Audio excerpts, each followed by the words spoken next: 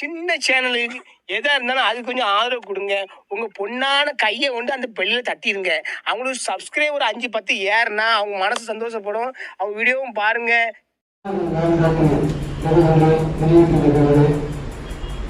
தலைமையாக நடத்தி கொண்டிருக்கின்ற தலைவர்களுக்கும் இந்த உதவி நிகழ்ச்சியில் கலந்து கொண்டிருக்கின்ற சாந்திர பெருமக்களுக்கும் பரிவான வணக்கத்தை தெரிவித்துக் கொள்கிறேன்.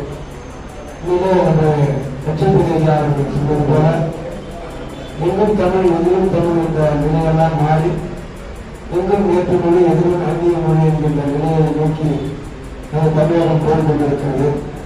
அதெல்லாம் தமிழ் சார்ந்த அமைப்புகள் தான் அதை ஊக்குவிக்க வேண்டும் என்று கூறியிருக்கிறார். அவருக்கு நன்றி கூறிக்கொண்டு ஒரு தமிழ் பாடல். சிந்தையில்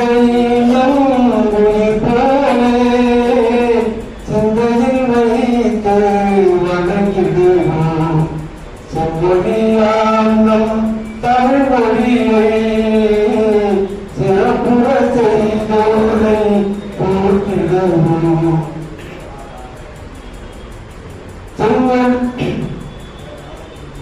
காவிரி பாயும் நாட்டினிலே வைகை கரையருகே இருக்கும் நகரினிலே காவிரி பாயும் நாட்டினிலே வைகை கரையருகே இருக்கும் நகரினிலே உதிரிச்சோலை தஞ்சையிலே உதிரிச்சோலை தஞ்சையிலே புகழ் பெற்று வந்த தமிழ் மொழியே செந்தமிழை நம் உயிர் போலே சிந்தையில் வைத்து வணங்கிடுவோம் செம்மொழியாம் நம் தமிழ் மொழியை சிறப்புற செய்தோரே போற்றிடுவோம்.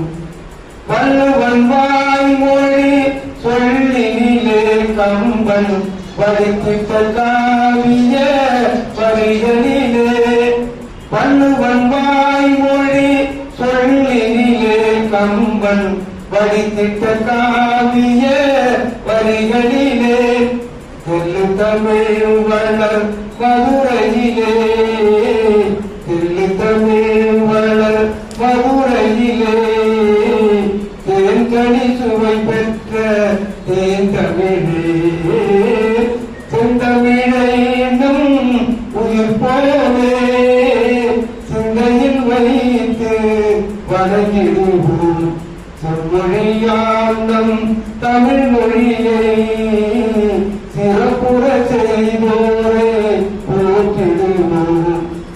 பாரதி பாடிய பாட்டினிலே தேச பக்தியை ஊட்டிய பைந்தமிழே பாவலர் புலவர்கள் நாவினிலே பாவலர் புலவர்கள் நாவினிலே பகுத்தறிவை வளர்த்த பைந்தமிழே செந்தமிழை நம் உயிர் போலே சிந்தையில் வைத்து வணங்கிடுவோம் செம்மொழியாம் நம் தமிழ் மொழியை சிறப்புற செய்தோரே போற்றிடுவோம்.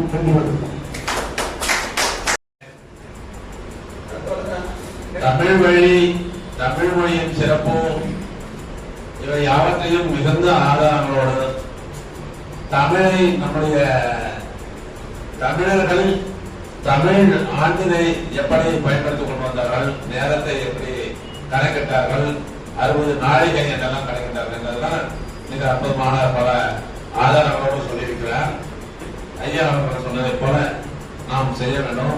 ஒரு முயற்சியான செய்தி என்றால் ஐயா இந்த நாட்காட்டியை வெளியிடுவதற்கு முன்னாடி நேற்று எப்படி இல்லத்திற்கு வந்தார். நான் 250 ரூபாய் கொடுத்து 5 நாட்காட்டிகளை நான் வாங்கிக் கொண்டேன் என்பதை மகிழ்ச்சியோடு தெரிவித்துக் கொள்கிறேன். அந்த வகையில நாம் எல்லாரும் தமிழ் பயன்படுத்தணும், தமிழ் நாட்காட்டியை பயன்படுத்த வேண்டும். என்னுடைய மேசைக்கு முன்னாடி பாத்தீங்கன்னா முதல்ல இருப்பது தமிழ் நாட்காட்டி தான். அதை வைத்துதான் நம்முடைய கல்வி தமிழ்ச்சாங்க நிகழ்ச்சிகளை எல்லாத்தையும் நாம் ஒருமைப்படுத்துகிறோம். இந்த நேரத்தில் ஒன்று நம்முடைய பாவேந்தர் பாரதிதாசன் தமிழ் புத்தாண்டு பற்றி சொல்லியிருந்த 4 வரி உங்களுக்கு கூற விரும்புகிறேன். நித்திரையில் இருக்கும் தமிழா, சித்திரை இல்லை உனக்கு புத்தாண்டு. அண்டி பணிக்க வந்த ஆரிய கூட்டம் கற்பித்ததே அறிவுக்கு ஒவ்வா 60 ஆண்டுகள். தரணி ஆண்ட தமிழனுக்கு தை முதல் நாளே தமிழ் புத்தாண்டு என்பதை மிக அழகாக பாரதியார் வலியுறுத்திருக்கிறார். தொடர்ந்து ஐயா அவருடைய பிறகு நம்முடைய பகுத்தறிவு இலக்கிய மன்றத்தினுடைய தலைவர் மதிப்பிற்குரிய பேசர் ஐயா அவர்கள் தன்னுடைய கருத்துரை வழங்குவதை அன்புடன் அழைக்கின்றோம். கலைத்துறையிலும் கற்றுக்கொள்ளும் இழைத்த வாழும் சொல் நெஞ்சு நினைத்திடும் தனித்தனப்பெரும் தாயினை போற்றார்.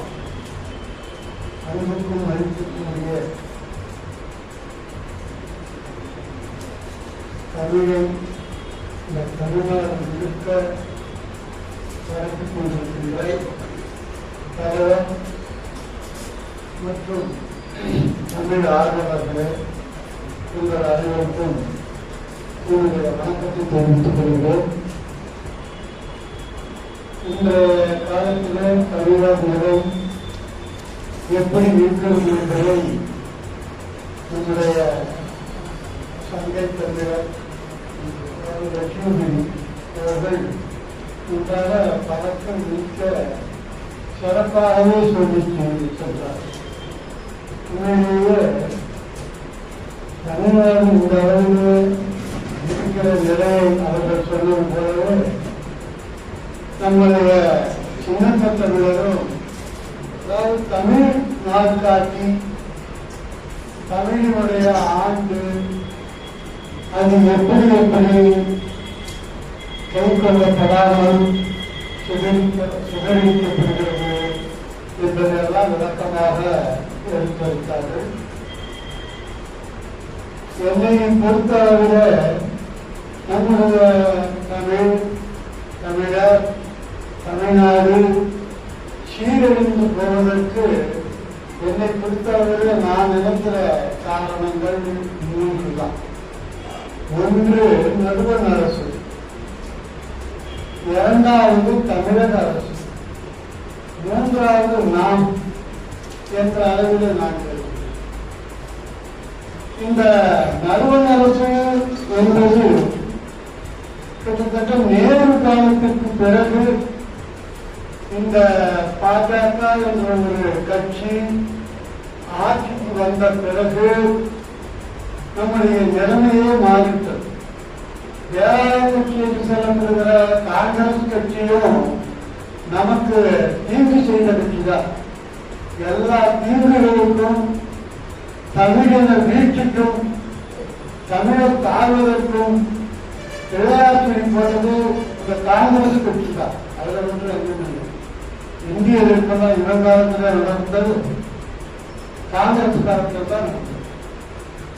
ஆக நமக்கு ஒவ்வொரு செய்தியிலும் ஒவ்வொரு துறையிலும் தமிழர் தலையெடுக்க கூடாது என்பதற்காக நடுவண் அரசு அனைத்தையும் செய்கிறது என்பதை நம்முடைய லட்சுமிபதி நன்றாக பறக்க சொல்லி சென்றார்.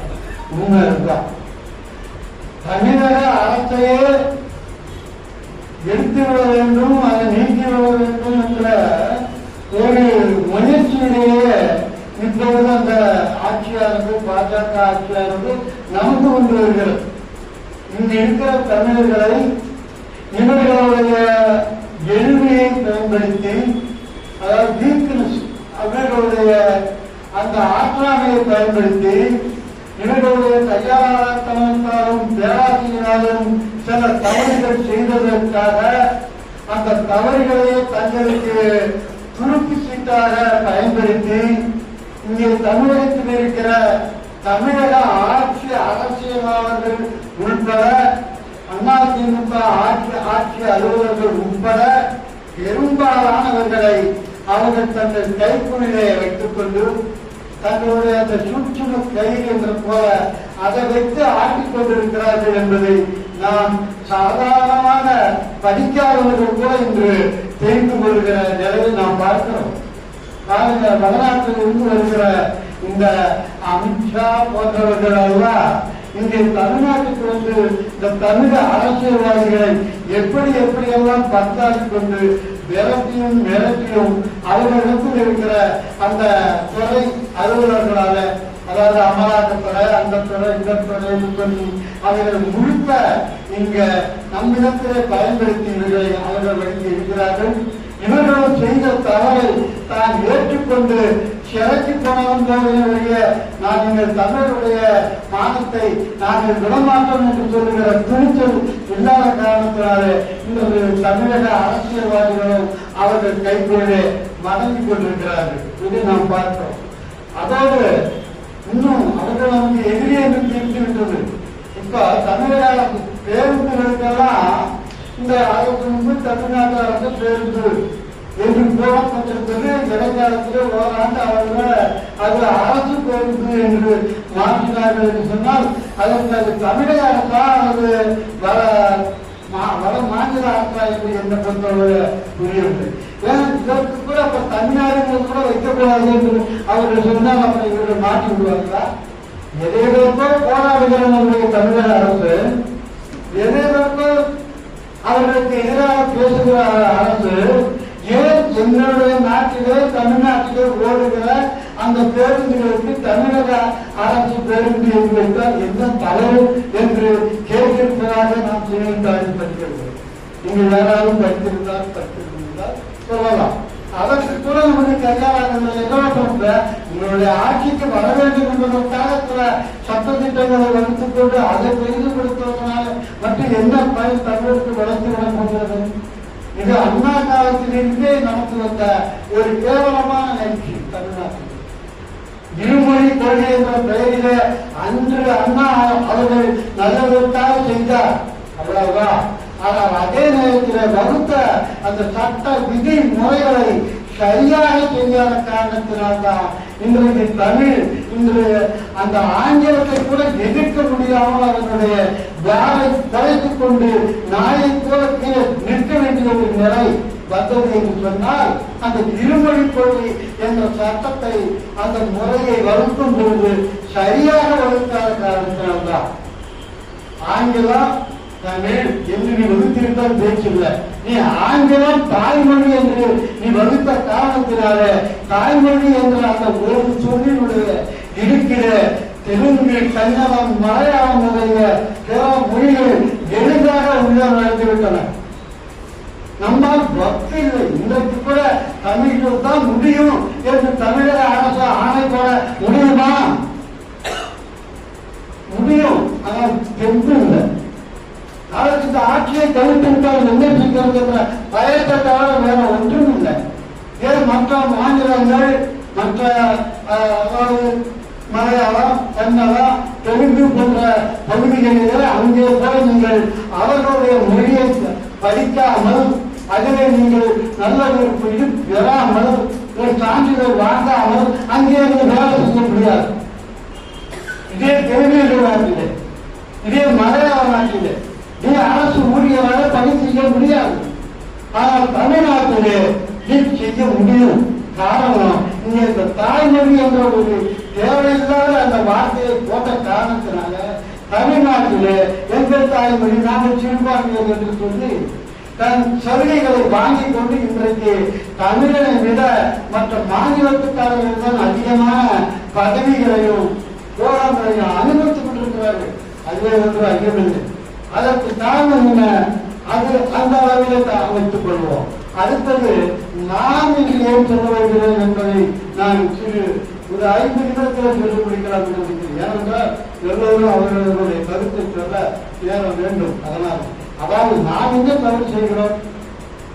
உண்மையிலே இது போல வேலையிலிருந்து நம்மை நாம் தமிழர்களாகவும் பெரிய வீரர்களாகவும் காட்டிக் கொள்கிறதை தவிர தன்னுடைய சொந்த வீட்டிலே தன் வீட்டிலே 100க்கு 100 தமிழை எழுத்தாகவும் பேசுவதிலும் எழுதுவதிலும் பயன்படுத்துகிறோமா?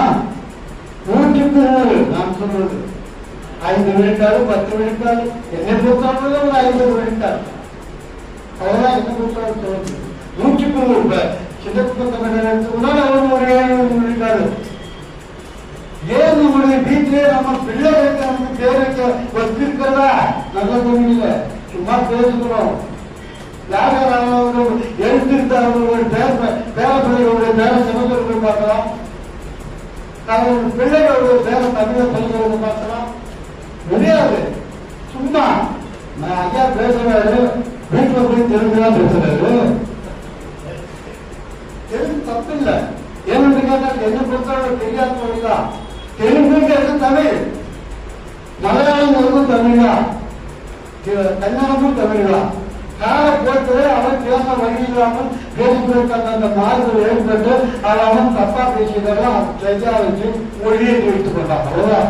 மலையாளத்துல நான் 1, 2, 3 அவன் 1, 2, 3 பேச்சு மொழியில நம்ம பேசுவது அவர்கள் எழுத்து மொழியிலோ இலக்கிய மொழியில அவர்கள் வைத்துக் கொண்டார்கள்.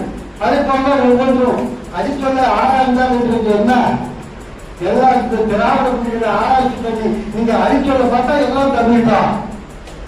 அதனால பெரியார் சொன்னார், ஏட்டா தெலுங்கு அடிக்கிறீங்க, மொத்தத்தில் எல்லாம் தமிழ் தான். நீ தெலுங்கு மொழியில் இருக்கிற அந்த வடமொழி சொற்களை நீங்க எடுத்து விட்டு பார்த்தால் அங்கே எந்த சில கொச்சை சொற்களை தவிர மற்றவை தமிழ்தானே எல்லா மொழிகளும். அப்படி இருக்கும் பொழுது அப்ப தமிழை நாம் தவறாக பேசுகிறோம், தவறாக எழுதுகிறோம். தமிழை நம்ம பற்றி கவலைப்படாமல் நாம் எடுத்ததுதான் நம்ம பெரிய தமிழ் அறிஞராக எடுத்துக் கொள்கிறோம். உண்மை அதுதானே. தமிழக அரசு பல விருதுகளை வழங்கி சிறப்பிக்கிறது, நம்ம பாராட்டுகிறோம். எந்த தமிழ் தேர்ச்சி செய்து விருது கொடுத்தான், எத்தனை பேருக்கு அதை நான் சொல்லும்படி சிலர் எனக்கு கூட கோபம் வரலாம், செலவு வரலாம், அதுதான் கவலை இல்லை. நான் சொல்ல வருவேன் என்றால் எனக்கு ஒரு விருது தமிழக அரசு கொடுக்கிறது என்றால் அந்த விருதுக்கு நான் பொருத்தமானவனா என்று ஆராய வேண்டும். எனக்கு தெரிந்த 4-5 பேர் அங்கே தமிழ் வளர்ச்சி துறையிலும் மற்றவற்றிலும் அரசாங்க அரசியல் இருக்கிற அமைச்சர்களுடைய செல்வாக்கினாலும் வாங்கி கொண்டு வருகிறார்கள். என்ன சொல்ல முடியும்? அது ஒரு பகுதி. இரண்டாவது எடுத்துக்கொள்வோம். தமிழாசிரியர்கள் நல்லா சொல்லி வருத்தப்பட்டார். முதுகலை படித்த தமிழாசிரியர்கள், முதுகலை படித்தவர்கள் தேர்வு TNPSC இல்லையா, தமிழ்நாடு அரசு பொது தேர்வு எழுதியும் 85,000 பேர் தோற்றுவிட்டார்கள் என்று சொல்லும்போது வெட்கமா இல்லையா? இதுக்கு என்ன மத்திய அரசு காரணமா, நடுவண் அரசு காரணமா, தமிழக அரசு காரணமா? யார் காரணம்? நீங்கள் இப்படி வெட்டியாக படிக்காமல வெறும் கைபேசியை பார்த்து இந்த கைபேசியில் இருக்கிற அத்தை பார்த்து சுழைத்துக் கொண்டிருந்து உங்களுக்கு உண்மையே தமிழ் அறிவே இல்லாமல் தமிழ் எழுதினால் எப்படி தர முடியும்? அந்த காலத்துல நாங்கள் எல்லாம் படிக்கும் பொழுது எங்கள் தமிழாசிரியர்கள் பாடத்தை மட்டும் நடந்தவில்லை, தமிழ் உணர்வை ஊட்டினார்கள், தமிழ் வெறியை ஊட்டினார்கள். தமிழில் அவ்வளவு புலமை அதிகம் இல்லை என்றாலும் உணர்ச்சி ஊட்டினார்கள். இந்தியர்களுக்குள்ள 100கணக்கான பேர், 500கணக்கான பேர் 1938 இன்னும் சொத்து போட்டிருந்தார்கள். அவர்களெல்லாம் முதுகலை படித்தவர்கள் என்று கூறவில்லை. குறைந்தது SSLC சொல்லப்படுகிற அந்த இலக்கண கல்வி சான்றிதழ் வாங்குகிற வரைக்கும் சொல்லிக் கொடுத்த தமிழாசிரியர்கள் அவ்வளவு புலமை பெற்றிருந்தார்கள், உணர்ச்சி பெற்றிருந்தார்கள், உணர்ச்சியை ஊட்டினார்கள், இலக்கணத்தை சொல்லிக் கொடுத்தார்கள். அவர்களுக்கு தெரியும் இலக்கணம்.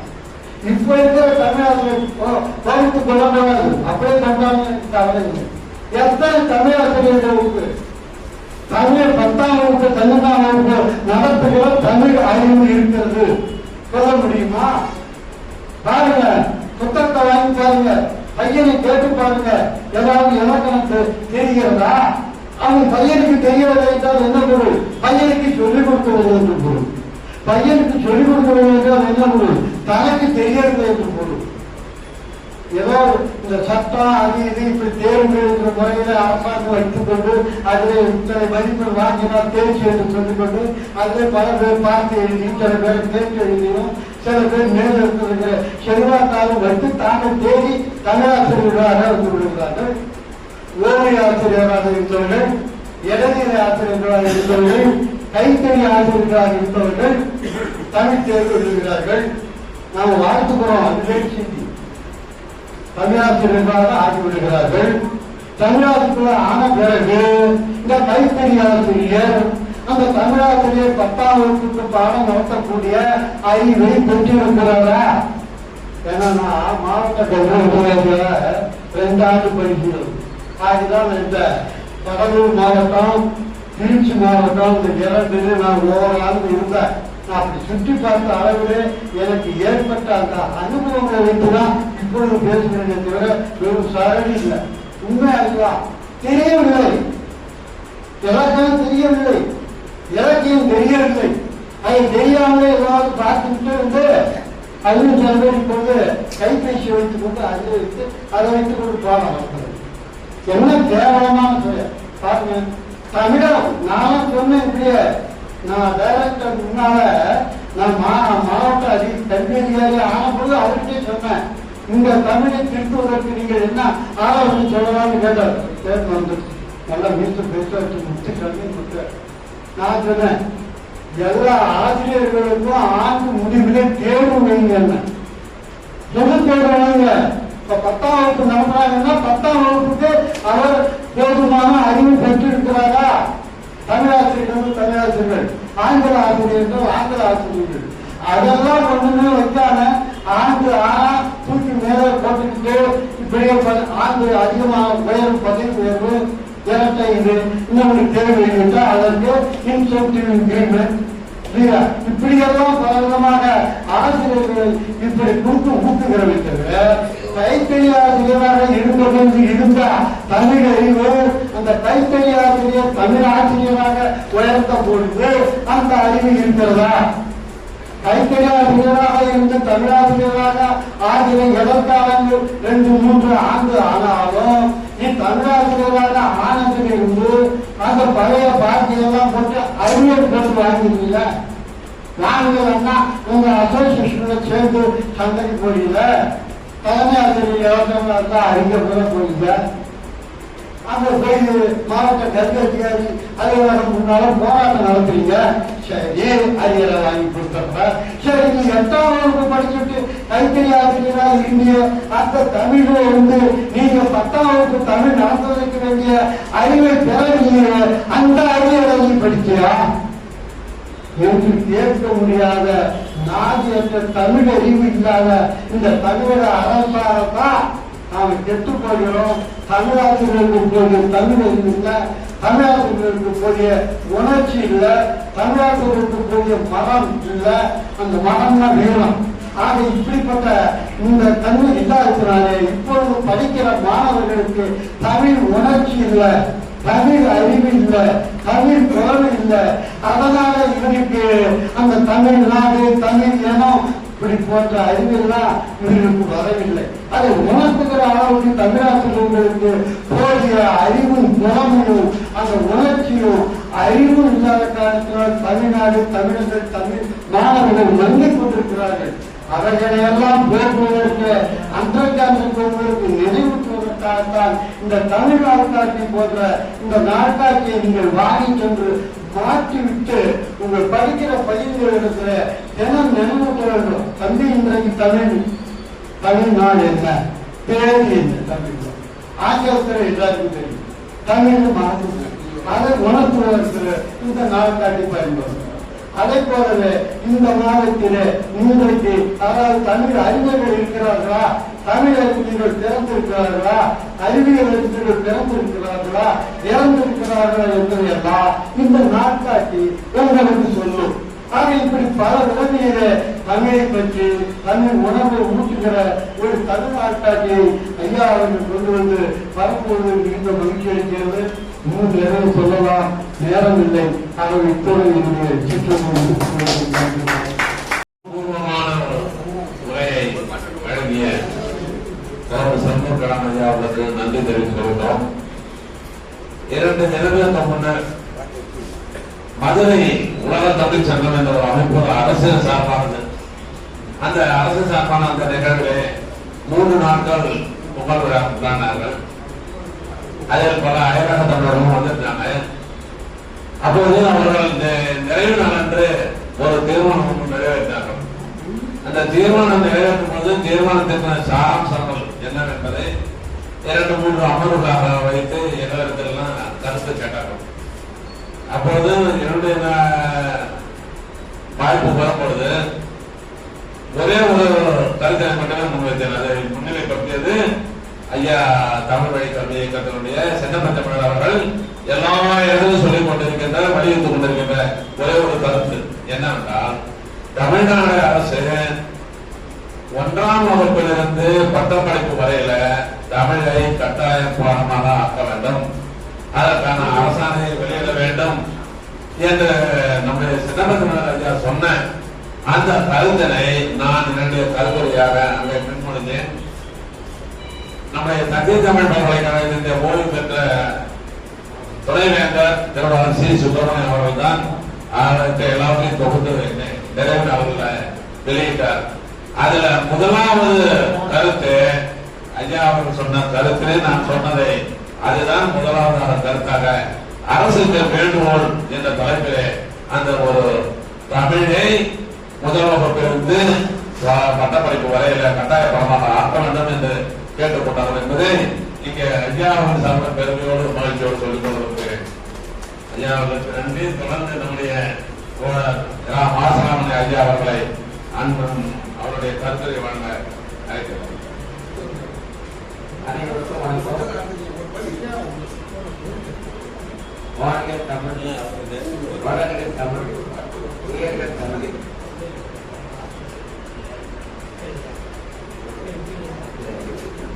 தமிழ் வளர்வதற்கு அரசு ஒரு நல்ல நடவடிக்கை எடுத்தால் மட்டுமே தமிழ் வளர்க்க முடியும். அண்ணா அவர் காலத்திலேயே தமிழ்நாடு என்று ஒரு முயற்சி பண்ணி அதற்கு முன்னாலேயே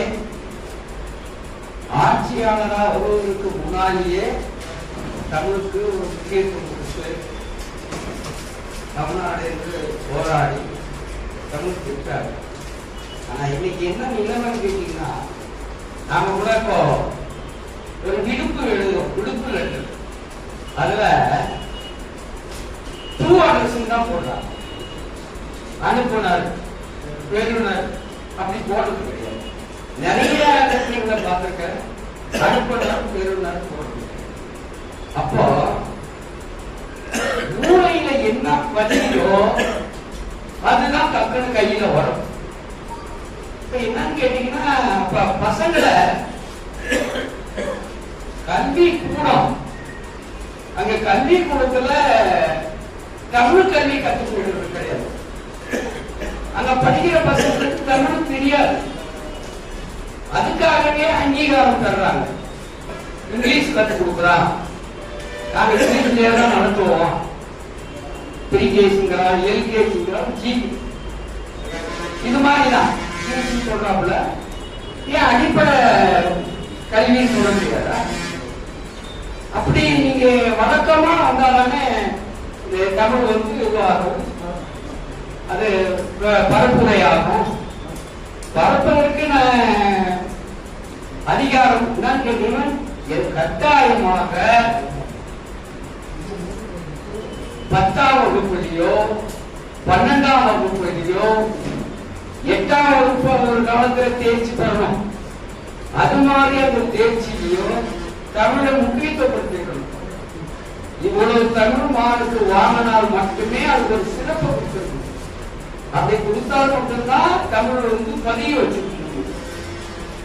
அதெல்லாம் இந்த அரசாங்கம் செய்வதற்கு அவங்க அரசியலை மத்திய அரசும் சரி மாநில அரசும் சரி ஏனோ தானாக நடத்துறாங்களே தவிர அரசியலமைப்பு சட்டம் என்ன சொல்லுது, அரசியலமைப்பு சட்டம் என்ன வழிகாட்டுதல் பண்ணுது, அந்த மாதிரி எந்த அடிப்படையிலையும் அரசாங்கம் நடத்தாது, ஆட்சி நடத்தாது.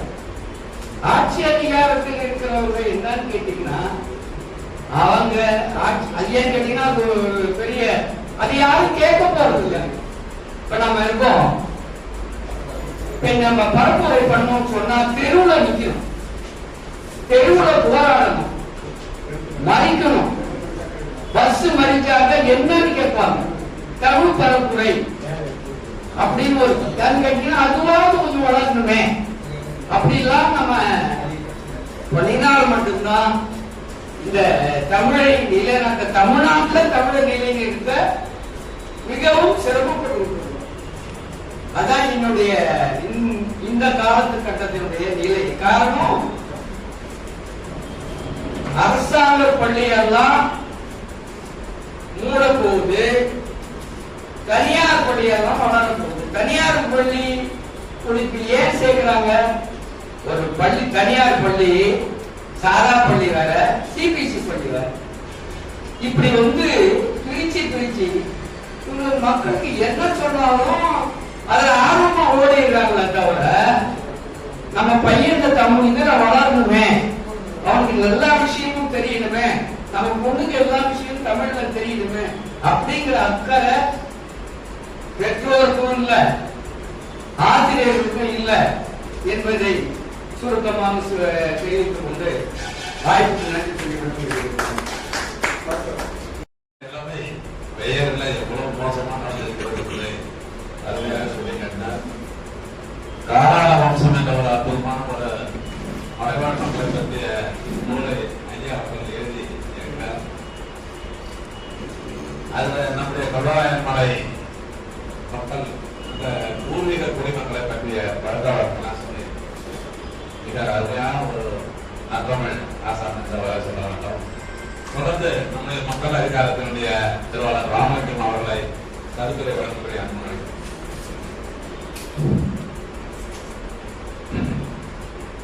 ஓர்பிரியத்தின் பண்பாட்டு ஆக்கிரமிப்புக்கு எதிரான போர் முழக்கமாக, போர் முறையாக நடைபெற்றுக் கொண்டிருக்கக்கூடிய இந்த தமிழ் நாட்டாட்டில் பொங்கல் திருவிழா ஜனவரி 25 வெளிப்போர் தியாகிகள் தினம் என ஐம்பெரும் விழாவாக நடத்தி கொண்டிருக்கக்கூடிய தமிழ் வழி கல்வி இயக்கத்தினுடைய தலைவர், தனித்தமிழ் ஆர்வலர், அருமை தோழர் ஆசி சின்னப்பத்தவர் உள்ளிட்ட அனைத்து தமிழ் சொந்தங்களுக்கும் எனது மாலை நேர வணக்கத்தை உரித்தாக்கிக் கொள்கிறேன்.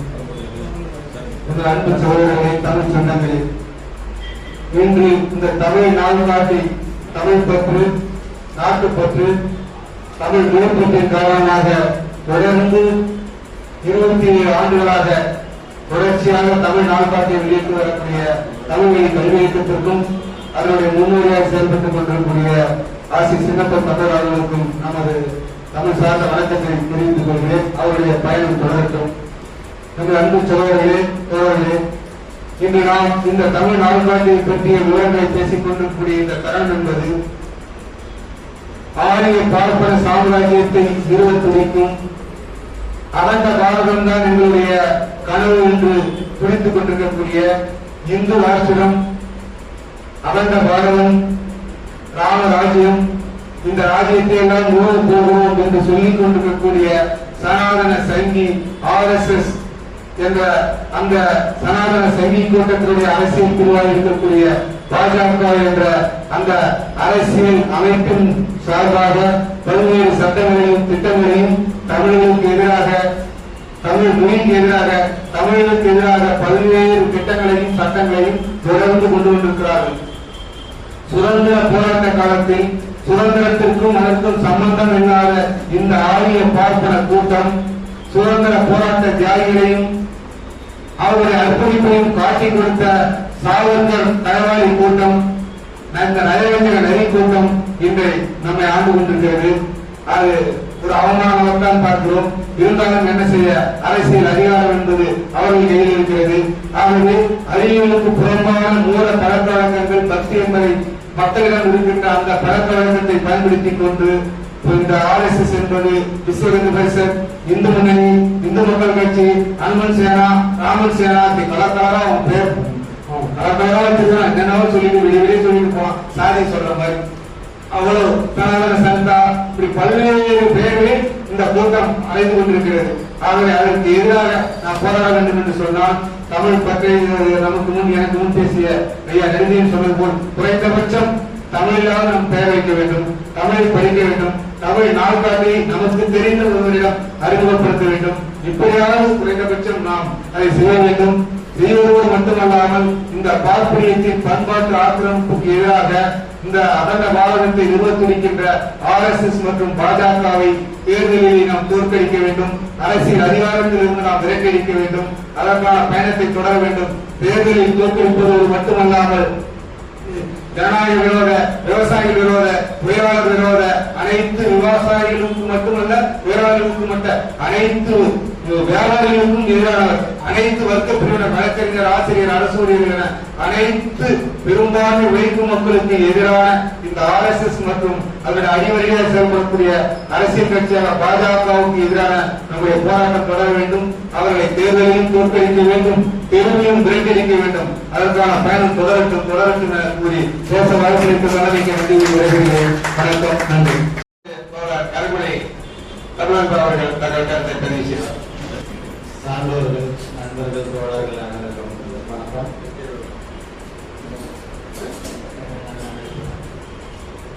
தமிழ் மொழி வளர்ச்சி அப்படின்னு பார்த்தோம்னா நம்ம அரச குறை சொல்றது இரண்டாம் நிலையில தான் வைக்கிறோம்.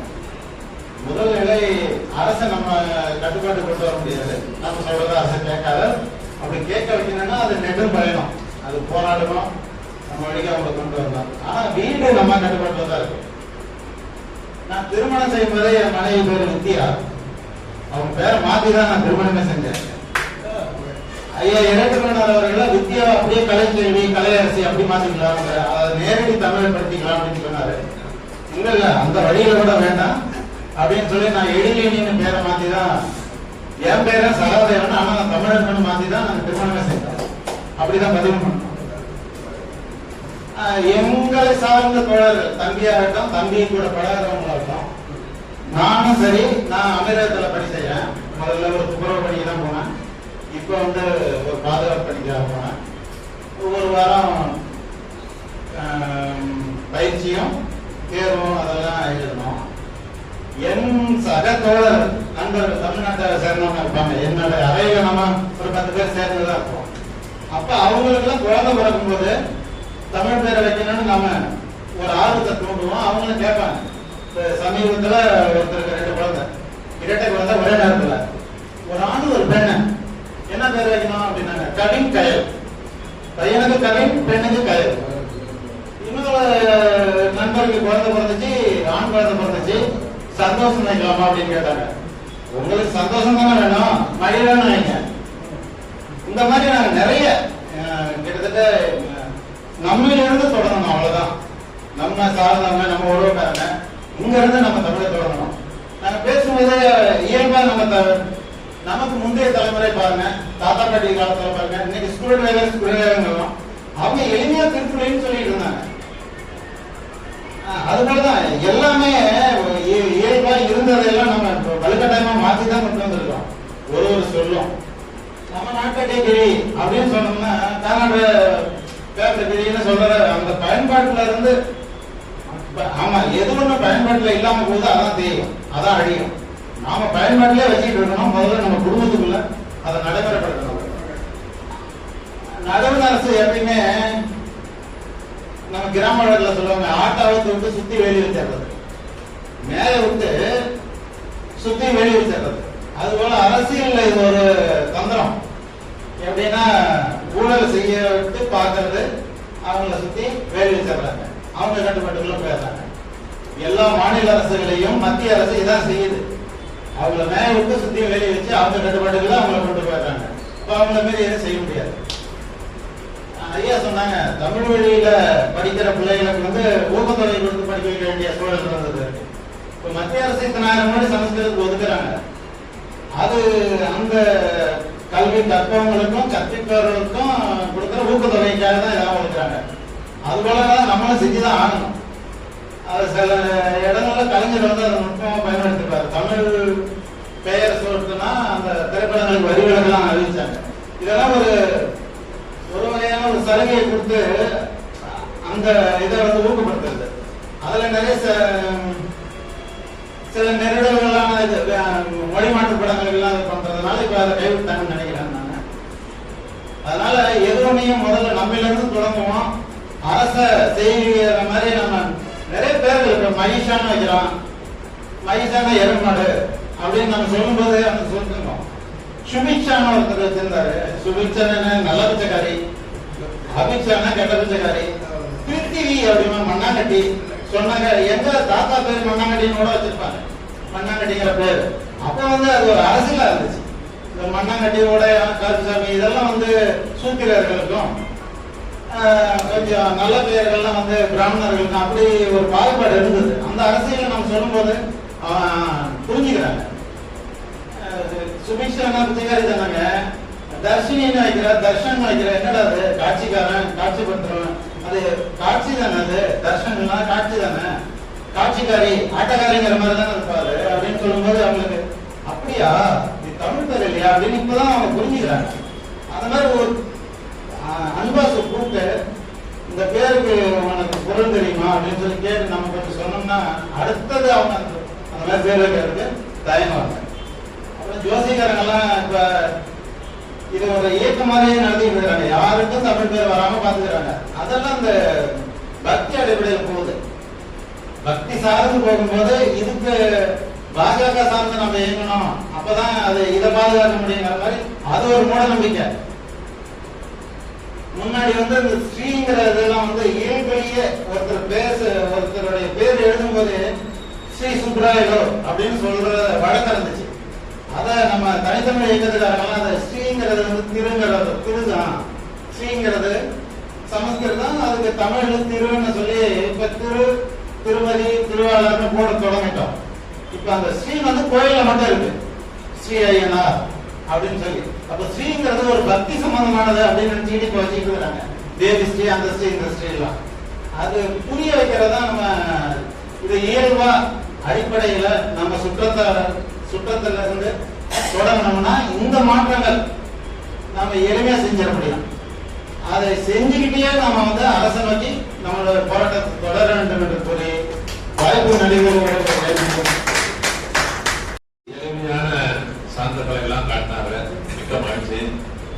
நம்முடைய கள்ளக்குறிச்சி பகுதியில் இருக்கின்ற நம்முடைய கள்ளக்குறிச்சிக்கு அடையாளமே கல்வராயன் மலை தான்.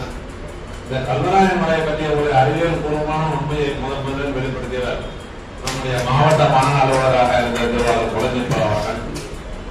ஒரு 2-3 ஆண்டுகளுக்கு முன்னர் கல்வி தமிழ் சங்கத்தின் சார்பில் கல்வராயன் மலையில நிகழ்ச்சிகளை நடத்தும் போது ஐயா ஒரு அருமையான பேருரை ஆற்றினார். அதுல அறிவியல் பூர்வமாக இந்தியாவில் இருக்கின்ற அனைத்து மலைகளிலும் ஆதியான மலை எது என்று பார்த்தோம்னா நம்முடைய கல்வராயன் மலை என்றுதான் ஐயா அவர்கள் சொன்னார். அந்த அறிவியல் பூர்வமான விளக்கங்கள் சொன்னார்கள். ஐயா அவர்கள் தங்களுடைய கருத்துக்களை வழங்குவதாக முன்னெடுக்கிறோம். இந்த கூட்டத்தின் தலைமைப்பட வந்திருந்த சான்றோர்கள் அனைவருக்கும் என்னுடைய முதற்கண் மாலை வணக்கத்தை தெரிவித்துக் கொள்கின்றேன். நான் பக்கத்தில் கோட்டக்குடி கிராமத்தில் பிறந்து வளர்ந்து 1974-75 ஓல்டு எஸ்எஸ்எல்சி படித்தேன். படிக்கும்போது நான் ஒரு ஆவரேஜ் ஸ்டூடெண்ட் தான் அப்போ படிக்கும் காலத்துல. ஏன்னா எங்க அப்பா அம்மா சுத்தமா கை நாட்டு, பள்ளியே என்னன்னு தெரியாது. அதுக்காக அப்ப இருந்த நிலைமையில என்ன ஏதோ எழுத படிக்க தெரிஞ்சா போதுங்க தான் என்ன பள்ளிக்கூடத்துல சேர்த்தாங்க. ஆனா ஏதோ நானே நல்ல முறையில படிச்சுதான் இப்போ ஓல்டர் சொல்லி ஒரே கம்பெனில பாஸ் பண்ணேன். ஊர்லயே நான் ஊர்ல பிறந்து வளர்ந்துட்டு இருக்கிறத கூட தெரியாது. வருவேன், ஸ்கூல் போவேன், வீட்டுக்கு போவேன், அடுத்து ஈவினிங் ஆனா புக் எடுத்துக்கிட்டு காட்டுக்கு தான் போகணும். வயல் மற்ற நிலமெல்லாம் இருக்கு, அங்கதான் என்னுடைய அப்பா அம்மா அதுதான் எனக்கு சொல்லி கொடுத்தாங்க. அங்க போயிட்டு அப்புறம் வருவேன், ஸ்கூல் வருவேன். ஏதோ காலகட்டத்துல நல்லா படிச்சுட்டு இருந்ததால ஓல்ட் எஸ்எல்சி பாஸ் பண்ண பிறகுதான் ஊருக்கே ஒரு பெரிய பேரு அதிர்ச்சி மாதிரி ஆயிடுச்சு. ஏன்னா நம்ம ஊர்லயே ஒரு ஓல்ட் எஸ்எல்சி ஒரே கம்பெனில பாஸ் பண்ணாங்க. ஏன்னா ஒரே கம்பெனிங்கிறது இப்பதான் அப்ப இருந்த நிலைமைக்கு ரொம்ப வித்தியாசம் அதிகம். அப்போ ஒரு பேப்பர் விட்டாலும் மீண்டும் 6 பேப்பரும் நாங்கெல்லாம் எழுதணும். இப்போ 6 வருஷத்துக்கு 6 பேப்பர் எழுதலாம். அந்த மாதிரியான காலகட்டம் உருவாயிடுச்சு. சரிதாங்கள? அப்படி படிச்சு பயின்றதால மற்றவங்க எல்லாம் சொன்னதால எங்க அப்பா அம்மா PUC Virudhachalam government arts college Kolanjiappar அருள்மிகு கொளஞ்சியப்பர் கவர்மெண்ட் அரசு கல்லூரி. அது அந்த கொளஞ்சியப்பர் கோயிலுடைய பண்பு தான். அந்த காலத்துல ஒவ்வொரு ஒரு மினிஸ்டர் இருந்திருக்காரு. அவர் அந்த கோயிலுக்காக இன்னும் சொல்ல போனா நம்ம தென்னார்காடு மாவட்டத்திலே ஒரு கலைக்கல்லூரி அரசாங்கம் மூலம் வந்ததுன்னா அது கொளஞ்சியப்பர் கவர்மெண்ட் ஆர்ட்ஸ் காலேஜ் தான். அதுக்கு அடுத்துதான் கடவுளும் வந்தது பெரியார். அதுக்கு அடுத்துதான் அண்ணாவே இதுல விழுப்புரத்துல வந்தது. ஏன்னா அந்த அளவுக்கு அந்த காலத்துல கல்லூரியை கொண்டு வந்தாங்க. என்னையும் போயிட்டு பியூசில மற்றவங்க அழைச்சிட்டு போயிட்டு அப்போ வேதமாணிக்கன்னு ஒரு எம்எல்ஏ இருந்தார். பெரிய பவர்ஃபுல், ஓரளவு தெரியும். ஆமா, காங்கிரஸ் உண்மையான அவங்க எல்லாம் சேவை தான். இப்ப இருக்கிற மாதிரி கிடையாது. வந்துட்டோம்னா எவ்வளவு அடிக்கணுமோ அடிக்கிறாங்க.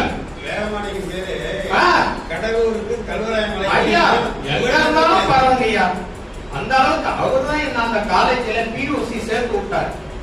பியூசி சேர்த்துனா ஓல்டர் சயின்ஸ் படிக்கும் போது மாணவர் மன்றம்னு ஒரு எக்ஸாம் நடக்கும், வைப்பாங்க. அது கலைஞர் பேர்ல தான் கொண்டு வந்தது மாணவர் மன்றம். என்னன்னு தெரியல, நான் ஆவரேஜ் ஸ்டூடெண்ட் தான். அந்த மாணவர் மன்றத்துல ஃபர்ஸ்ட் மார்க் எனக்கு தான். மாணவர் மன்றம் எழுதுறது இங்க நம்ம டீச்சர்ஸ் திருத்தறது கிடையாது, வெளியே தான் போகும். அதுல எனக்கு ஃபர்ஸ்ட் மார்க். எல்லாருமே என்னடா ஒரு ஆவரேஜ் ஸ்டூடெண்ட் மார்க் இந்த மாதிரி அள்ளிட்டாங்க. ஐயா சொன்னாங்க 92 90. அவங்க 100 போட்டிருக்கணுமா. அந்த அளவுக்கு அப்ப மனப்பாடம் தான், என்னன்னே தெரியாது. கிட்டத்தட்ட 3 பக்கம் 4 பக்கம் அடி நமக்கு மனப்பாடம் மண்டையில ஏறிடும். அதுவும் ஆங்கிலத்துல இங்கிலீஷ்ல தமிழாக்கம் தெரியுதோ தெரியலையோ முழு இது ஏறிடும். அந்த அளவுக்கு ஒரு நல்ல ஒரு படிக்க வந்தோம். அப்ப எனக்கு மாணவர் மன்றத்துல ஃபர்ஸ்ட் மார்க். எனக்கு தமிழ் கல்வி விருத்தாசல கல்வி மாவட்டத்துல எனக்கு பிரைஸ் எல்லாம் கொடுத்து தமிழ் கல்வியில் இந்த அளவுக்கு இருக்காது அப்படின்னு பாராட்டினாங்க. அது கலைஞர் பேட்டு தான் அந்த டைம். அடுத்தது பியூசி வந்தேன். பியூசி தமிழ் மீடியம் தான் படித்தேன். அதுலயும் பாஸ் பண்ணிட்டேன். அதுக்கு அடுத்தது பிகாம். பிகாம்னா இடமே கொடுக்க மாட்டேங்கிறாங்க.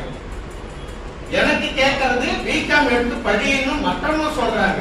காரணம் என்னன்னா பிகாம்ல நான் படிக்கும் போது இங்கிலீஷ் தவிர வேற எந்த இதுவும் கிடையாது, மொழியும் கிடையாது. இங்கிலீஷ் தான் படிக்கணும்.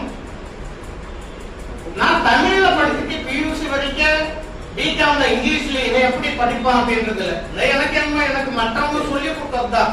ஒரு பேங்க் மேனேஜர் இருந்தாரு, நீ பிகாமே படிப்பாங்க. அப்புறம் வற்புறுத்தி எப்படியே பிகாம் சேர்ந்துட்டேன். எது பியூசி வரைக்கும் நான் தமிழ்ல படிச்சுட்டு பிகாம்ல இங்கிலீஷ் மீடியம் அதுலயும் ஃபர்ஸ்ட் கிளாஸ்ல பாஸ் பண்ணேன். பாஸ் பண்ணோடனே அடுத்து MCom Trichy national college. Maximum தெரியுமா தெரியாதா? ஐயாவுக்கு தெரியுது பாரு, கிராமின் காலேஜ் எல்லாம் குடுமிதான். அந்த நேஷனல்ல எம்காம்ல 16 பேர் தான் நாங்க ஸ்டூடெண்ட். அந்த 16ல நான் ஒரு எஸ்சி ஸ்டூடெண்ட்ங்கிறதால 2 பேர் தான். அதுல வேற வழியினால சேர்த்துக்கிட்டாங்க. அந்த பெருமை யாருக்குன்னா அம்மா அந்த காலத்துல இருந்த அண்ணன் அம்மையார் யாரு இந்திரா காந்தி பிரதமர், அந்த அம்மாவை தான் சாரும். சரிதானே? அதுக்கு முன்னாடி ஃபுல்லா பிராமின் தான் அங்க படிக்க முடியும், இல்ல குடிக்க வைக்கிறது தான். நாங்க 2 பேர் தான். மீதி எல்லாம் ஆஸ்திரேலியா 2, அமெரிக்கா 3, லண்டன்ல இருந்த 3 இப்படியும் படிச்சாங்க. 16 பேர்லயே இந்த மாதிரியான இதெல்லாம் படிச்சு அதுலயும் படிச்சுட்டு இருக்கும்போது என்ன ஆச்சுன்னா, நான் அப்படியே அமைதியா உட்கார்ந்துருப்போம். அந்த 16 பேர்ல எங்க ப்ரொஃபசர் கண்ணன் ஒரு ப்ரொஃபசர், அவரு குடிக்க வச்சுட்டு தான் வருவார். சைலண்டா இருப்பேன், எதுவுமே இது பண்ண மாட்டேன், நல்லாவும் படிச்சுட்டு இருந்தேன். ஆனா அவரை கண்டா நடுங்கும். இப்பெல்லாம் எல்லாமே மாறி போச்சு, சுத்தமா மாறி போச்சு. பிள்ளைங்களுடைய லைஃபே சுத்தமா. இதுக்கு யாரு காரணம்னா நம்ம கவர்மெண்ட் தான். அதுல எந்த வித சந்தேகம் இல்ல. கலைஞர் ஒரு சட்டம் போட்டாரு, பிள்ளைங்க எல்லாம் அடிக்கப்படாது. என்ன நினைச்சு போட்டாரோ தெரியல. இன்னைக்கு பிள்ளைங்க வாத்தியார்கள் அடிச்சு நாசம் பண்ணது, குட்டிக்காரா போயிடுச்சு. சட்டங்கள அந்த அளவுக்கு இப்ப நிலைமை உருவாயிடுச்சு. அப்போ நான் ரொம்ப சைலண்டா இருப்பேன். அப்போ இதுக்கு கல்லூரிக்கு விருத்தாசலம் கல்லூரிக்கு அவரை ஒரு பேச்சு தலைவி ஏற்று வெளியில இருந்து கொண்டு வராங்க. யாரு? அந்த கண்ணன் ப்ரொஃபசர், எங்க ப்ரொஃபசர், எம்காம் ப்ரொஃபசர் ஐஸ் வந்து பேசியிருக்காரு. எனக்கும் அவருக்கும் எந்த பழமும் இல்லை. எழுதுனா பரிச்சை வச்சா எழுதுவோம், போவோம், யாருக்கிட்டையும் பேச மாட்டோம். அப்படியே வாத்தியாரன்னா மாணவர்னா அந்த அளவுக்கு ஒரு ஒரு இதா இருக்கும். அப்படி பயந்து அப்படியெல்லாம் வந்தோம். இங்க வந்து காலேஜ்ல காலேஜ் டே ஃபங்க்ஷன் நடக்குது. கிட்டத்தட்ட 3000-4000 பேர் விருதாசலம் காலேஜ்ல எல்லாம் கூடி எல்லாம் பேசுறாங்க. அவர்தான் சீஃப் கெஸ்ட். பேசிட்டு இருக்கும் போது அப்ப விருத்தாசலம் உங்களுக்கு தெரியுமா தெரியாது, ஐயாவுக்கு தெரியும் நினைக்கிறேன். விருத்தாசலம் காலேஜ்னா தமிழ்நாடு லெவல்ல ரவுடி காலேஜ்னு பேரு. புரியுதுங்களா? Rowdy college. காரணம் என்னன்னா எந்த நேரம் பாரு அங்க ரவுடிசம், ஜாதி வெறி, மற்ற இது எல்லாமும் நடக்கும். அப்பேற்பட்ட காலேஜ் இது வந்து அவருக்கும் தெரியும். யாரு? அந்த கண்ணன் ப்ரொஃபசர் நேஷனல் காலேஜ் திருச்சியில இருந்து வந்தாரு, அவருக்கும் தெரியும். இருந்தாலும் அந்த கல்லூரிக்கு வந்து அவரை சீஃப் கெஸ்டா கொண்டு வந்துட்டாங்க. கொண்டு வந்து பேசிருக்காரு. எனக்கே என்னன்னு தெரியல. இந்த கல்லூரி பத்தி எல்லா மாணவர்கள் பத்தி எல்லாரும் குறை சொல்லுவாங்க, இந்த கல்லூரி பத்தியும் குறை சொல்லுவாங்க. அதெல்லாம் கிடையாது. என்னோட இந்த கல்லூரியில் படித்த மாணவர் ஒருவர், என் பேரை சொல்லி, என் பேரு குழந்தையப்பா, இதே இந்த கல்லூரி பேரை கொண்டவர் தான் அவர் பேரும். என்கிட்ட ஸ்டூடெண்ட் இருக்காரு. அவர் மாதிரி ஒரு தங்கமான பிள்ளைய பார்க்க முடியாத ஒழுக்கம், பண்பாடு, படிப்பு அத்தனையும் சிறந்த மாணவர். அதனால கல்லூரியை வந்து யாரும் குறை சொல்லக்கூடாது.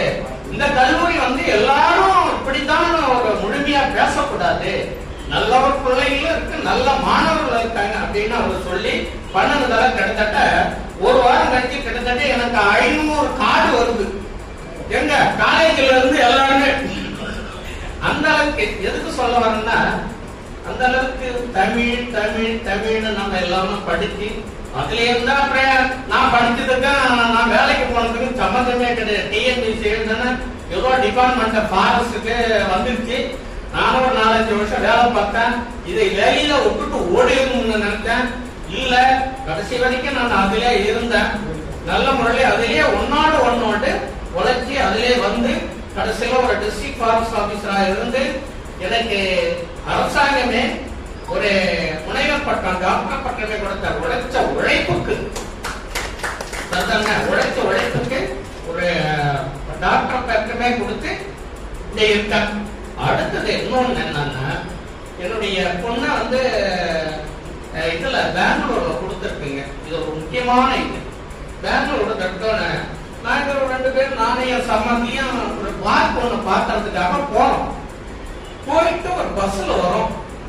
பஸ்ல வரும்போது அங்க வந்து உங்களுக்கு தெரியுமா தெரியாது, பெண்களுக்கு ஒரு சாரா தான் உட்கார்ந்து, ஆண்கள் ஒரு சாரா தான் உட்கார்ந்து. பெண்கள் முன்னாடி உட்கார்ந்து இருக்காங்க, பின்னாடி ஆண்கள். 2 பேர் முன்னாடி எங்களுக்கு முன்னாடி உட்கார்ந்து இருக்காங்க. எங்களுக்கு தெரியல, நானே என் சம்பந்தி பின்னாடி உட்கார்ந்துட்டு தமிழ்ல பேசிட்டு வரேன். நாங்க 2 பேர் எதுல பேச முடியும்? அவர் படிக்காதவர், என் சம்பந்தி. தமிழ்ல பேசிட்டு வரோம். 2 பேர் உட்கார்ந்து இருந்தாங்க பாரு, லேடி. அது ஒண்ணு என்னன்னு தெரியல, அவங்க கவனிச்சுட்டு வந்திருக்காங்க. கவனிச்சுட்டு கிட்டத்தட்ட இறங்கும் போது கிட்டத்தட்ட ஒரு 3/4 மணி நேரமா என் கூட உட்கார்ந்து பேசிட்டு வராங்க. திரும்பி பார்த்தாங்க பாரு, திரும்பி பார்த்துட்டு கைய கொடுக்குறாங்க. அது பார்த்தா ஒரு நடிகை மாதிரி இருக்கு. கைய கொடுக்குது, கைய கொடுத்து கொடுக்குது. சார், நான் வந்து தமிழச்சி, மதுரைக்காரி. ஆனால் நீங்க பேசுறது ரொம்ப சந்தோஷமா கேட்டுட்டு வர.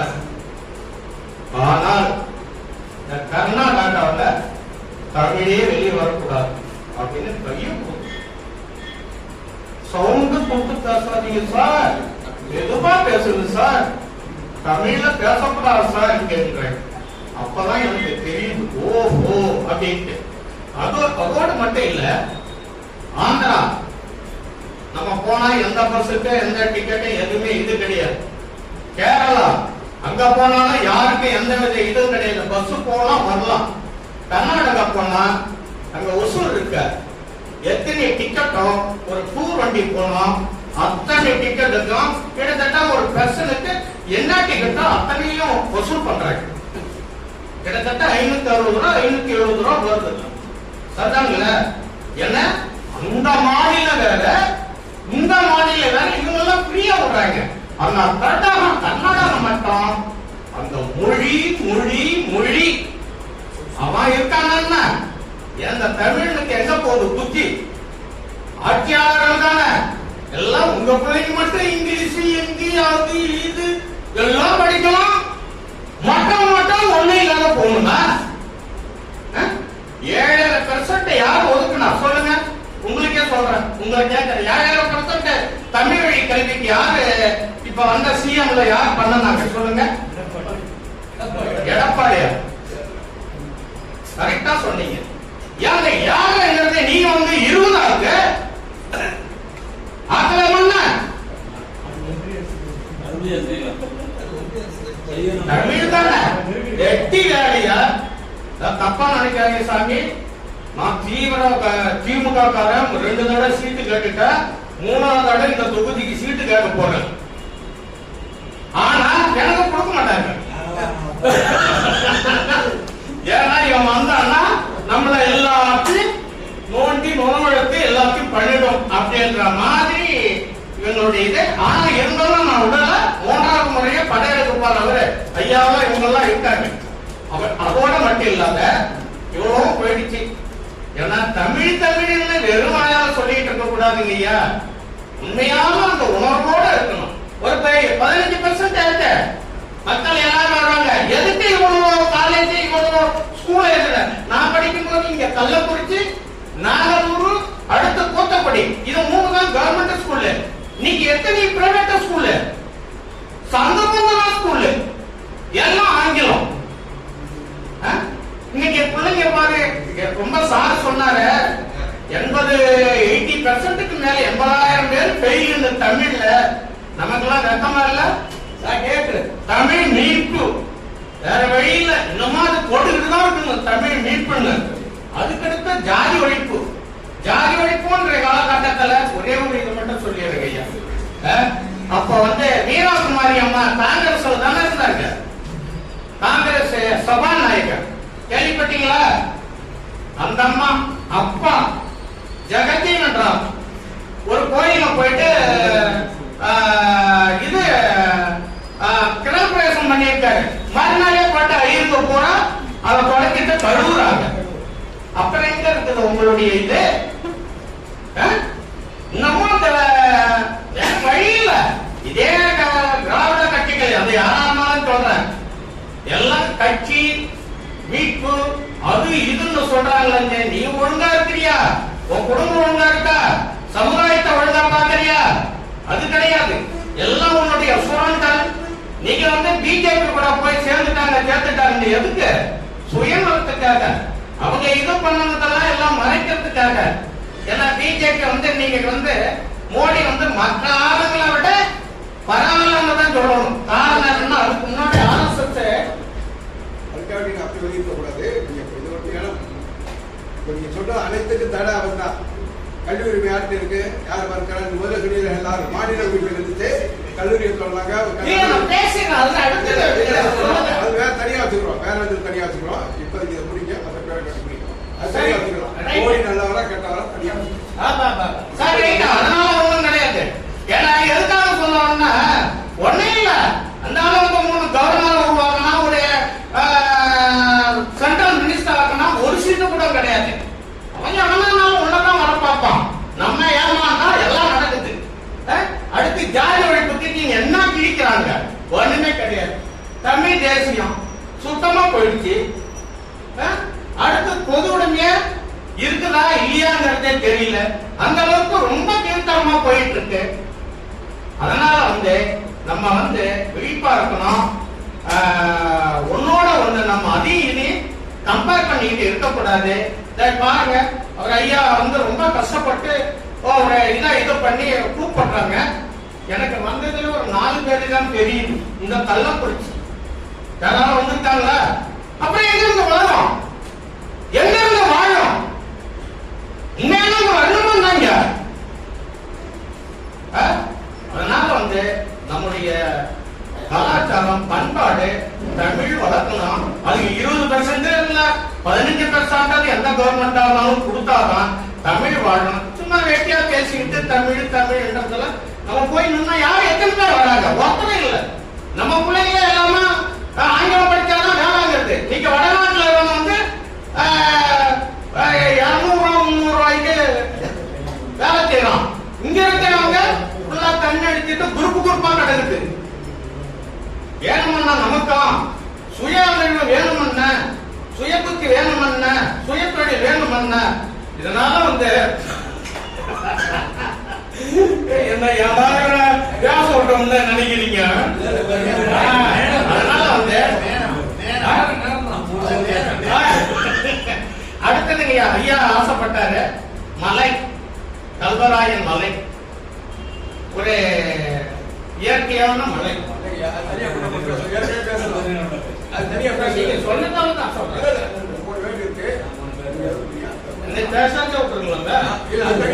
நன்றி, வணக்கம். நிறைய எதிர்பார்க்கிறோம். சிறப்பான ஐயா, நல்ல அந்த மொழி உணர்வை அனுபவபூர்வமா நீங்க அனுபவிச்சிருக்கீங்க. அதை சொன்னீங்க, அதான் நீங்க வலியுறுத்துறீங்க. அது இந்த இடத்துக்கு பொருத்தமானது உண்டு. இன்னும் உங்களுடைய உள்ளத்துல இருக்கிற கொந்தளக்கெல்லாம் வெளியே உங்களுக்கு மட்டும் சிறப்பு பேசுறதாக நாங்க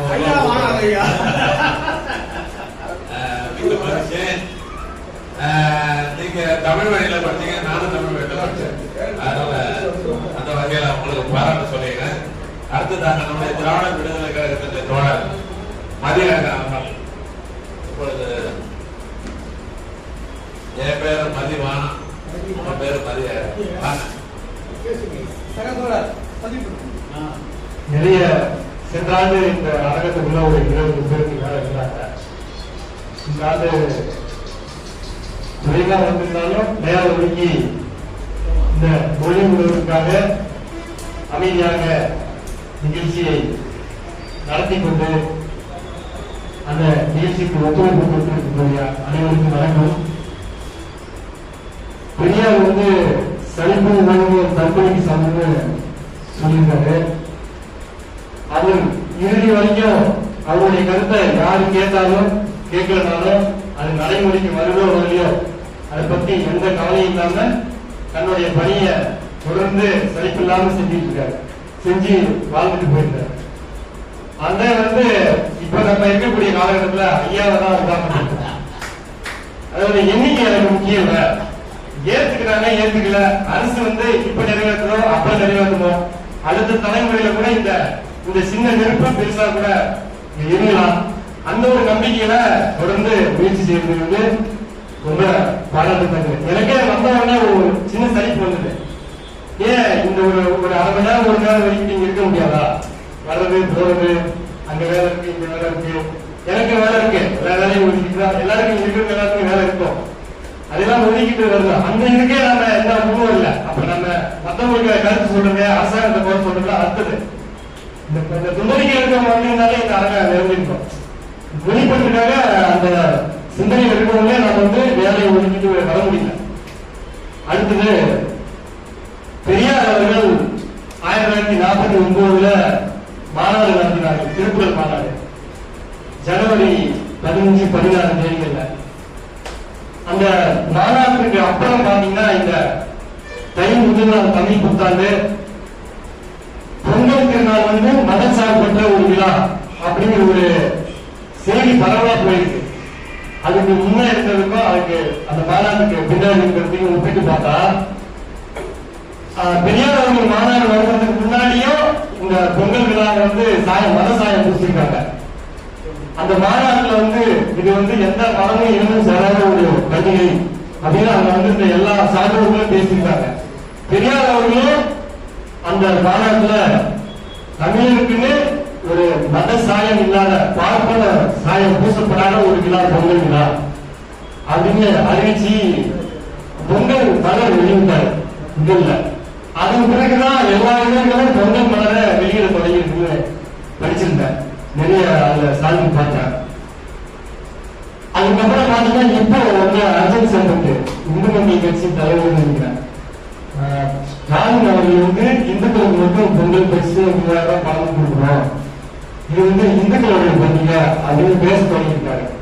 இப்ப இந்த மாதிரி நேரத்துல நம்ம போல இருக்கிறவங்க வந்து பெருமொழி பிரச்சாரம், பொதுக்கூட்டம் இதெல்லாம் நடத்தி மாநாடாக நடத்தலாம். இப்ப நம்ம இந்த அரங்குக்குள்ள இந்த தொடர்ந்து ஊராக இதெல்லாம் நடந்துட்டு இருக்காங்க. பெரியாருக்கு அப்புறம் மாநாடு நடந்துருக்கான்னு தெரியல, வெளிநாடுல நடந்துட்டு இருக்கு. தமிழ்நாட்டுல நம்ம போல இருக்கிறவங்க வந்து ஒரு முறை பொங்கலுக்கு தமிழ் புத்தாண்டு வந்து தமிழருடைய அடையாளம், கை முதல் நாளே தமிழ் புத்தாண்டு இதெல்லாம் வந்து பேசி ஒரு கள்ளக்குறிச்சியில ஒரு பொதுக்கூட்டம் மாநாடு அது கூட அதுக்காக கூட அறிவிக்கிறேன். அவங்ககிட்ட கேட்டுக்கிறேன். ஏன்னா ஒரு 10 பேர் 20 பேர் நம்ம சேர்ந்து பேசிட்டு நமக்குள்ளே இந்த கருத்து போயிடுது. இப்பெல்லாம் வந்து பேசுறத உட்காந்து கேட்கிற அளவுக்கு நேரம் இல்லை.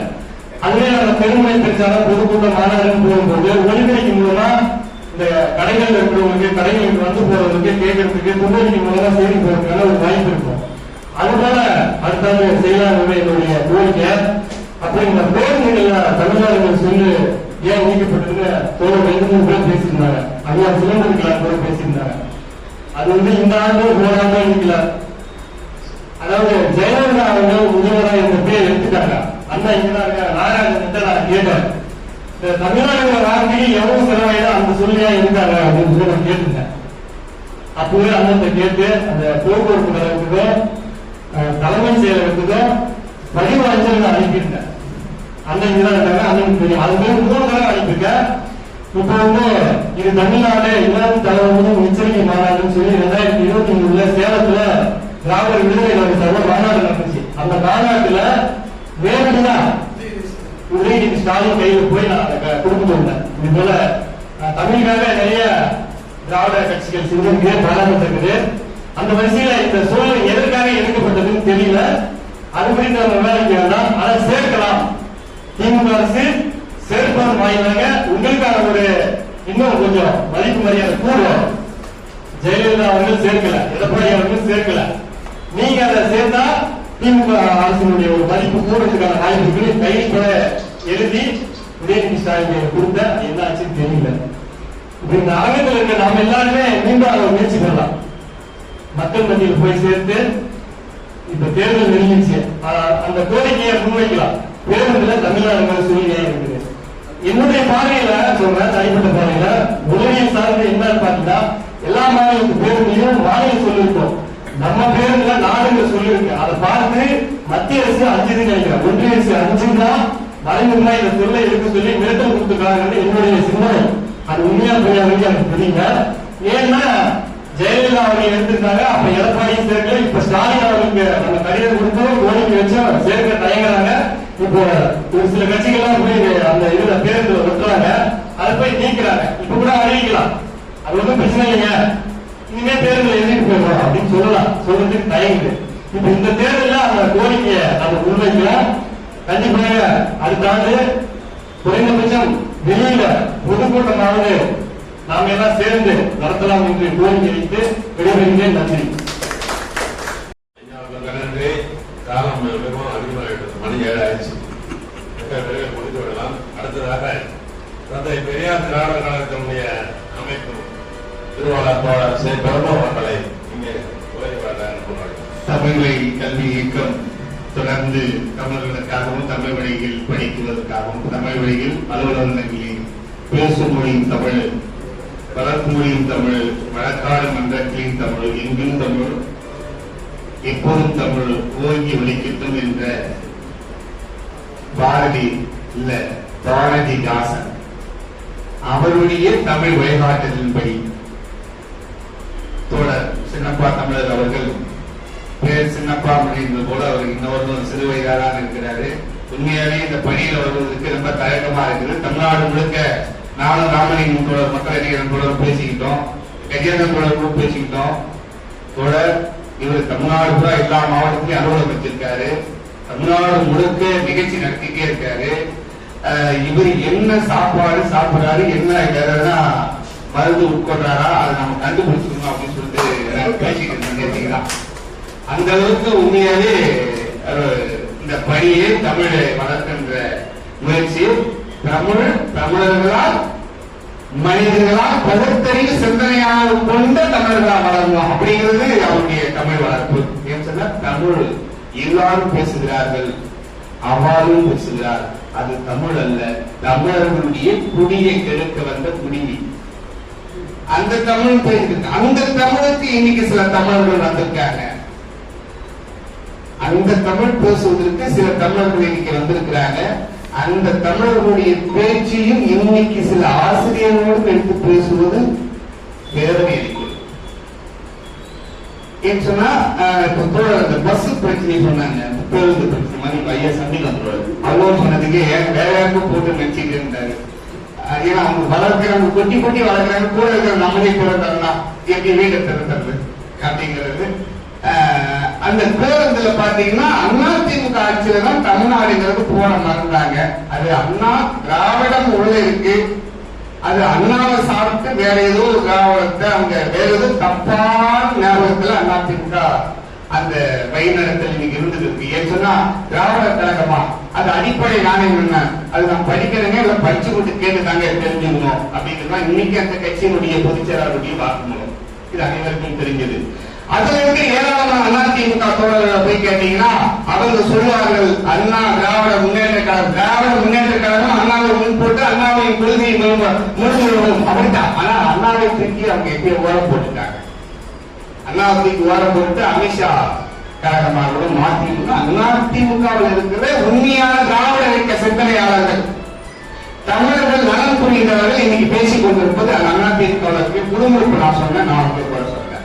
அதே போன்று இன்னைக்கு தமிழர்கள் என்ற அப்படின்னு சொன்னால் தமிழர்கள் இன்னைக்கு திராவிடமா தமிழா என்கிற ஒரு வாக்குவாதம் வந்து கொண்டிருக்கிறது. எனது அருமை ஆசிரியர்களை இந்த இடத்துல நான் பதிவு செய்ய வேண்டும் என்று சொன்னால், இங்க இருக்கிற ஒவ்வொருவரும் ஒவ்வொரு பல்கலைக்கழகத்தை நடத்துவது போன்றவர்கள் இங்க இருப்பவர்கள், இங்க எண்ணிக்கை குறைவே அல்ல, இங்க இருப்பவர்கள் ஒவ்வொருவரும் ஒவ்வொரு பல்கலைக்கழகத்தை நடத்துவவர்கள் நீங்கள். அதனால இந்த இடத்துல நான் பதிவு செய்கிறோம்.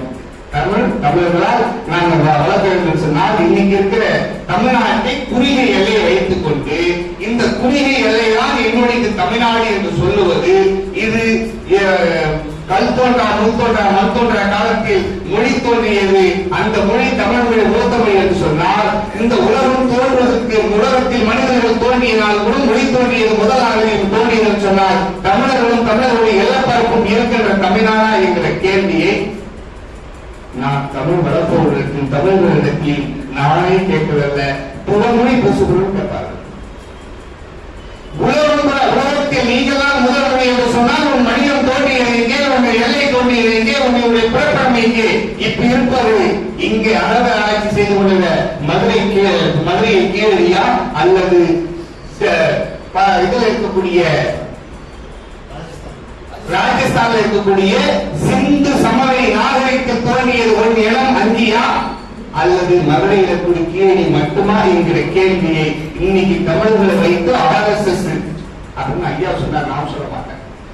இங்கே பிற மொழிகளை இந்திக்கு வந்து கொண்டிருக்கிறார்கள், சமஸ்கிருதம் வந்து கொண்டிருக்கிறார்கள். இவர்கள் யார் வழியாக வந்து கொண்டிருக்கிறார்கள் சொன்னால் தமிழ் பேசும் ஆட்கள் வழியாக உள்ளது.